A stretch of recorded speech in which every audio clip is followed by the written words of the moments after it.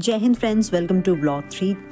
तो मैं पहुंच चुकी थी मुरी जंक्शन और यहाँ मिलती हूँ मैं अपने फ्रेंड से।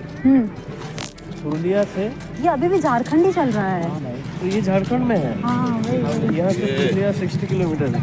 पुरुलिया अभी 10 किलोमीटर उधर ही बॉर्डर है। अच्छा। तो अभी हम वहीं से आए। तो मेरे फ्रेंड ने बताया कि यहाँ से जोना फॉल्स है लगभग 30 किलोमीटर और जहाँ हम स्टे कर रहे हैं वहाँ से लगभग 60। तो हमने सोचा कि अब ये सफ़र हम यहीं से तय करने वाले हैं। तो NH314 जो कि पुरुलिया को रांची से जोड़ता है, हमने मुरी से बोर्ड की एक कार और हम पहुंच गए सीधे Jonha falls by covering the distance of 35 kilometre. लगभग 35 किलोमीटर आगे बढ़ने के बाद हम जोना गांव की तरफ मुड़ते हैं और इस छोटी सड़क पर 4 से 5 किलोमीटर चलने के बाद हम पहुंच जाते हैं गौतम धारा, या हम कह सकते हैं जोना फॉल्स के एंट्री गेट पर।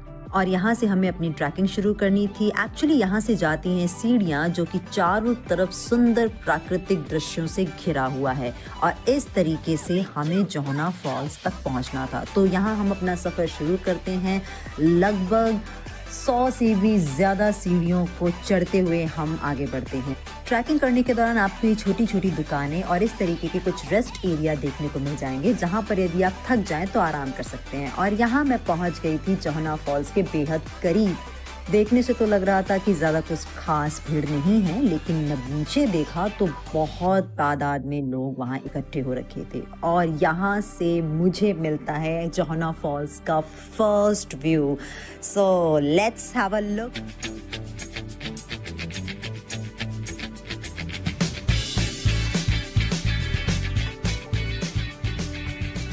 तो कुछ इस तरीके का दिखा हमें जोना फॉल्स और यहाँ सिर्फ पानी की आवाज ही नहीं बल्कि झारखंड की मिट्टी की एक खुशबू भी थी। ऊपर से गिरती हुई हर एक बूंद जैसे कि मानो हमसे कुछ कह रही थी। यहाँ पर लोग बोटिंग और कई तरह के रिक्रिएशनल एक्टिविटीज करके अपना वक्त गुजार रहे थे। अपने दोस्त को साथ लेके कुछ इस तरीके से मैंने जोना फॉल्स के नज़ारे देख और फिर हम ट्रैकिंग करते हुए बढ़ गए आगे। हमारा इरादा था कि हम जोना फॉल्स को क्रॉस करते हुए जोना फॉल्स को ऊपर की तरफ से देखें।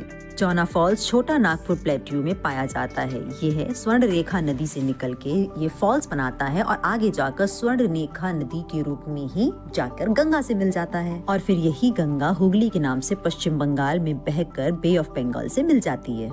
तो ट्रैकिंग करते हुए हम बहुत आगे तक निकल आए थे और यहाँ से हम ढूंढ रहे थे दूसरा रास्ता ताकि हम ऊपर तक पहुँच पाए।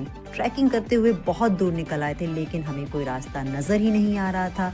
लेकिन ये रास्ता बहुत सुनसान था जो कि घने जंगलों के बीच था और दूर दूर तक कोई भी नहीं था। ऐसा लग रहा था सिर्फ हम ही हैं। मुझे इस तरीके की ट्रैकिंग में